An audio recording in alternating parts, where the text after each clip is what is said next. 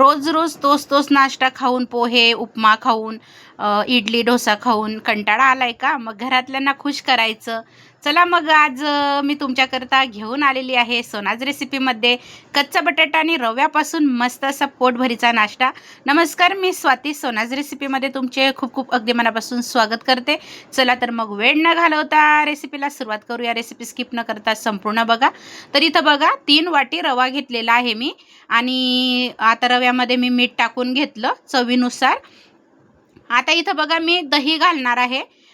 साधारण 3 वाटी रव्याला 1.5 वाटी मी दही घातलेलं आहे. तर आपल्या आवडीनुसार आपण घालू शकतो, असं काही नाही. कमी झालं दही तरी काही हरकत नाही, पण चव छान येते म्हणून मग मी 1.5 वाटी घातलेला आहे. 3 वाटी रव्याला 1.5 वाटी दही घातलेलं आहे.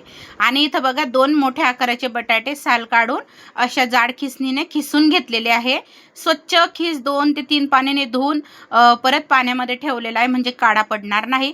आता बघा इथं मी दही टाकून आणि मीठ टाकून रवा मस्त छान मिक्स करून घेत आहे. थोडंसं पाणी टाकून घेतलं बघा, ह्या पद्धतीने थोडंसं सैल होईल रवा या प्रकारे. आता मी झाकण ठेवणार आहे आणि 15 मिनटं असंच राहू देणार आहे. तोपर्यंत इथं काही मसाले बघा घेतलेले आहे.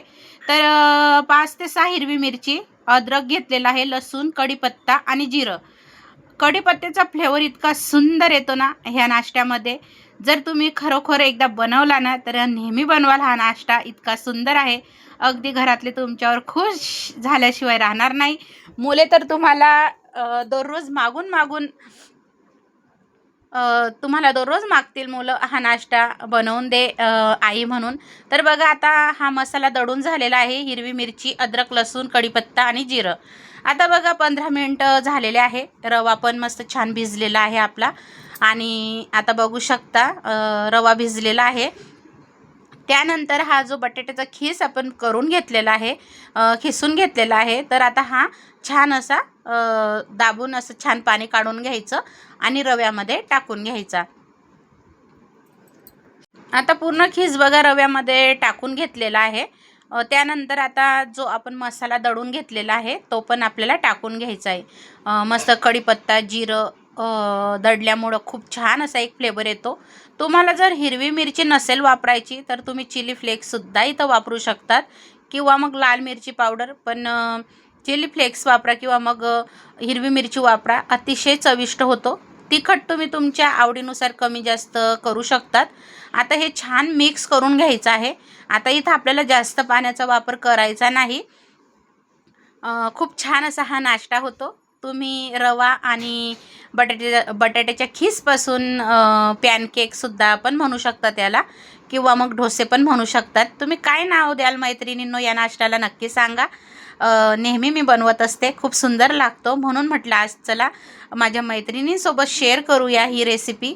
अतिशय सुंदर लागते खायला, चविष्ट लागते, स्वादिष्ट लागते, रुचकर लागते.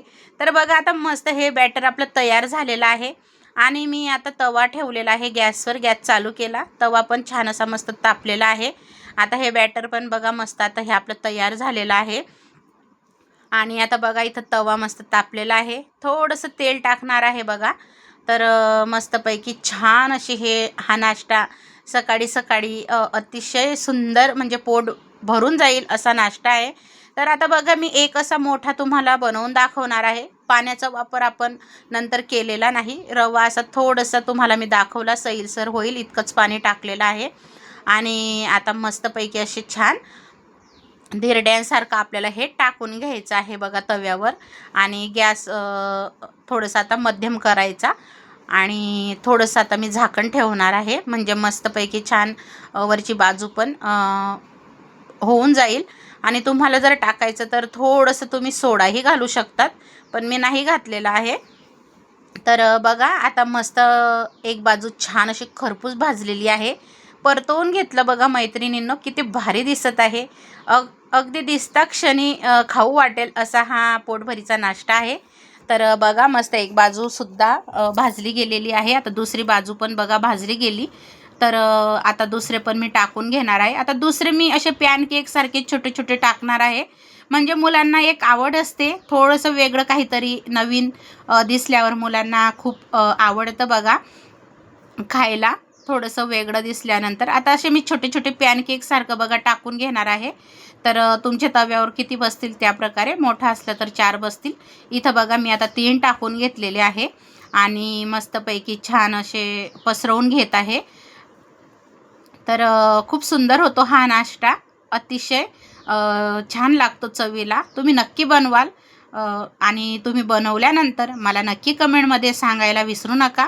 रेसिपी तुम्ही कुठून बघत आहात मैत्रिणींनो, नक्की सांगा, म्हणजे मलाही कळेल की आपली रेसिपी कुठून कुठून बघितली जाते. आणि हो, जर तुम्ही आपल्या सोनाज रेसिपी चॅनलला अजून जर भेट दिली नसेल तर नक्की भेट द्या, सबस्क्राईब करा आणि शेअर करा तुमच्या मित्रमैत्रिणींमध्ये आपली रेसिपी. तर बघू शकता. आणि हो मैत्रिणींनो, जर तुम्हाला ही रेसिपी आवडली असेल, रवा आणि कच्चा बटाटा वापरून केलेली रेसिपी, तर मोठ्या मनाने मोठ्या प्रेमाने लाईक शेअर सबस्क्राईब करायला विसरू नका.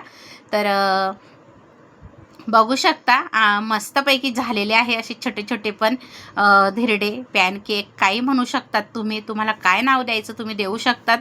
तर तुम्हाला जर याच्यावर थोडंसं कांदा वगैरे टाकायचा तर कांदा टोमॅटो उत्तप्पासारखं तर तुम्ही तेही करू शकतात, छान लागल. तर बघू शकता आता मस्त झालेले आहेत हे.